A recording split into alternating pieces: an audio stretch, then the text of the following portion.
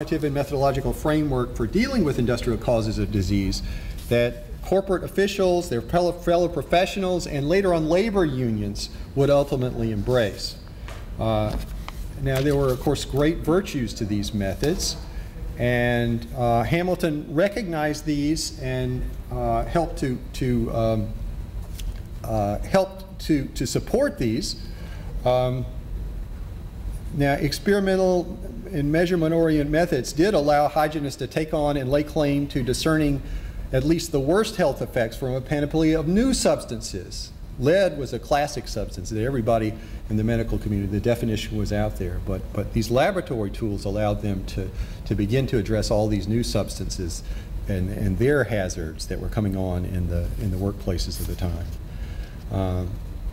So how did Hamilton contribute to this change in what investigation meant for industrial hygiene?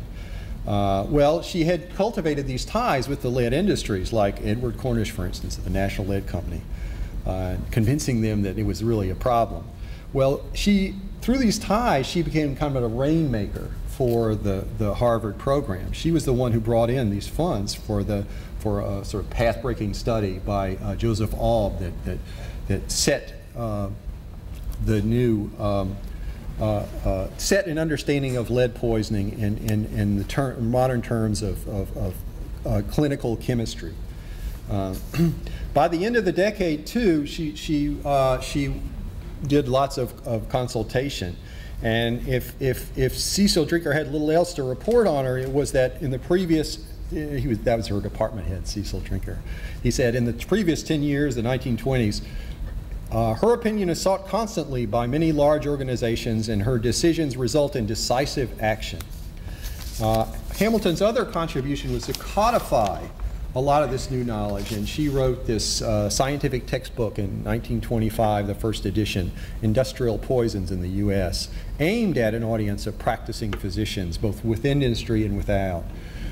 Here she stressed these clinical characteristics of poison, the classical picture, but she wedded those with the kinds of tools, the laboratory measurements and so on, that the new laboratory scientists were finding, the chemistry, physiology, and the clinical aspects of disease. And she also discussed some of the new engineering sort of measurement of the environment, workplace environments. But it was a reliance on these laboratory analyses and measurements, in particular, that marked the departure from Hamilton's own reliance on eyeball and notepad. One of their accomplishments, they turned to measuring the workplace itself, setting these safety levels about what was exactly the level at which things became dangerous. And Hamilton was a steadfast supporter of this kind of research. So now let's fast forward to bring us toward a conclusion and look at some of this Landrigan study, compare her methods to what became of industrial hygiene by the early 70s. Landrigan and his team, coming into El Paso, had to do much the same things as Alice Hamilton did coming into a factory like the Wetherells. They had to talk with the right people, they had to make the right connections at first.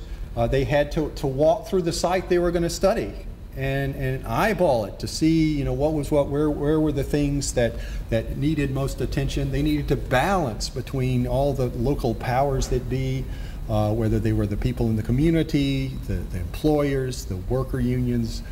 They needed to do all these things, but that was not what they wrote about in their studies. What they wrote about looked a lot more like this. They undertook these detailed environmental and clinical studies of lead exposures in the community. They measured routes and concentrations of lead and correlated these with blood lead levels in neighborhood children. They found strong, statistically significant correlations between lead exposure and blood levels of more than 40 micrograms per deciliter, whereas the standard for that time had been 60 micrograms per deciliter, mostly based on adults. So they started to bring down the number that we knew was harmful of lead in blood. They administered all these neurological assessments, special tests like finger tapping, testing for IQ, They also thereby established similar strong connections between this level of absorption in the blood and brain or nerve impairment. Now, there's important similarities with Hamilton's early studies that may be common with medical discoveries in this field, whatever the era. Both Hamilton and Landrigan strove to bring out ignored medical phenomenon with linkages to industrial exposures. It's interesting, both began with pre-existing medical records too. Hamilton went and collected them from the surrounding hospitals. Apparently the reason the CDC was called into the El Paso in the first place was the discovery of some cases of lead poisoning in the local hospital there among children who lived in Smeltertown, which was right next to the Asarco smelter. And of course, both got at these hazards by seeking out the victims of these exposures and making contact there. But I think we should not make too much of the similarities, because the differences are more numerous and profound. Of these, there are lots of these, and I don't want to belabor them too much, but just to note some. Hamilton looked within the factory at the clouds of dust inside. Landrigan was looking outside at the environmental exposures, not just at Smeltertown, but all over El Paso, so much wider arc for that study. Landrigan's helpers were more numerous. Hamilton was a single person walking in there. And Landrigan relied on the laboratory much more. That team did their own clinical exams. They constructed these dose response curves that kind of reflected an experimental standard of a field study, of an epidemiological study, and that was also a part of their contribution. But let me focus in particular on two broad differences that lead us back to our need for more Alice Hamiltonianism today. Studies like Landrigan also arose in a very different political and legal context. Occupational and environmental health had become the subjects of powerful legislation over the 1960s and 70s that put the federal government in charge, not just of the studies and investigation, but of regulation itself. The CDC, for which Landrigan worked, had many more people than Hamilton's early investigatory wing of the Bureau of Labor. Backing up its expertise as well was this regulatory authority, the EPA. OSHA were there.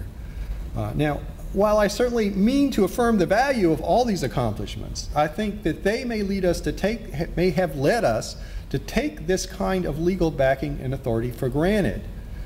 I think we tend to pay less attention to just how unevenly it is distributed across today's world, as so many of the most hazardous operations on which American companies rely now have been shipped or subcontracted overseas. This unevenness is something we nevertheless need also to pay attention to. And this is from the study that I'm working on, where in El Paso, inside the US, once OSHA gets in on the picture, you see the plummeting blood lead levels. And this is directly because of OSHA regulations and OSHA interventions in this workplace. This is what it looked like in the 50s in the comparable site that I'm studying in Mexico. Around this time, they actually are shutting down the lead smelter, about 1984, in El Paso. But this smelter is still going in the state of Chihuahua, the city of Chihuahua, in a place called Avalos, another Asarco-built smelter. And by testimony, as well as records now that we have collected, the levels here, here we're bringing it down below 40 micrograms. The levels here were routinely 120 micrograms per deciliter in workers there. Now, there's a whole